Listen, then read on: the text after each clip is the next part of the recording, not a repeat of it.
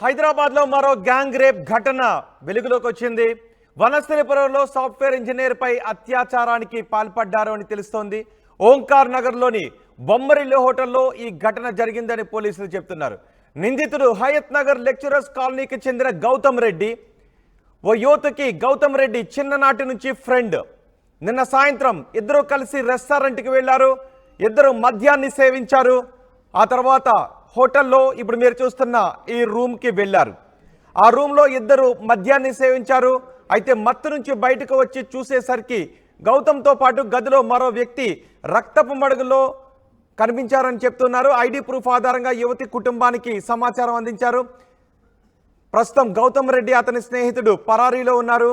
తన స్నేహితుడితో పాటు మరొకరు మద్యం మత్తులో అత్యాచారం చేశారని పోలీసులకు బాధితురాలు ఫిర్యాదు చేసినట్టుగా తెలుస్తోంది. పూర్తి సమాచారం మా ప్రతినిధి పెట్రిషా అందిస్తారు. పెట్రిషా, ఏం జరిగింది అసలు? వనస్థలిపురం వస్తుంది. ఆ అమ్మాయికి గౌతమ్కి చిన్నప్పటి నుంచి ఫ్రెండ్షిప్ ఉంది. అదే కారణంగా వాళ్ళు ఏదైతే బార్ అండ్ రెస్టారెంట్కి వెళ్ళారు, ఆ తర్వాత 309లో స్టే చేశారని తెలిసింది. అమ్మాయి మద్యం మత్తులో నిద్రిస్తున్న సమయంలో ఈ హైత్నర్ వాసుడు గౌతమ్ అనే వ్యక్తి మరో వ్యక్తికి ఫ్రెండ్కి కాల్ చేసి అమ్మాయి పైన లైంగిక వేధింపులకు పాల్పడ్డాడు. వెంటనే అమ్మాయి రియలైజ్ అయిన వెంటనే అక్కడ హుటాహుటిన అక్కడ నుంచి వచ్చే ప్రయత్నం చేసింది. అదేవిధంగా కేకలు గట్టిగా అరవడంతో అక్కడ ఉన్న మేనేజ్మెంట్ అంతా అలర్ట్ అయ్యి వచ్చి చూసేటప్పటికి తను రక్తం ఒక వార్తలు అయితే బయటకు వస్తున్నాయి.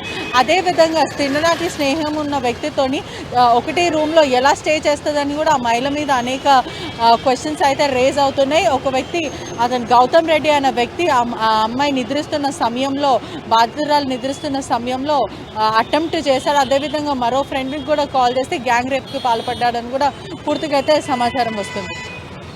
పోలీసులు ఏం చెప్తున్నారు ఈ ఘటన గురించి?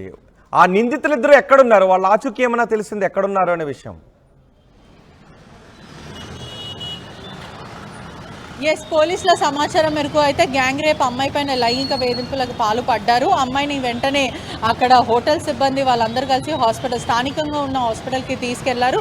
నిందితులు ఇప్పుడు ప్రస్తుతానికైతే అబ్స్కాండింగ్. హోటల్ సిబ్బందిని చూసిన వెంటనే వాళ్ళు పరారైపోయారని పోలీసులు చెప్తున్నారు. అదే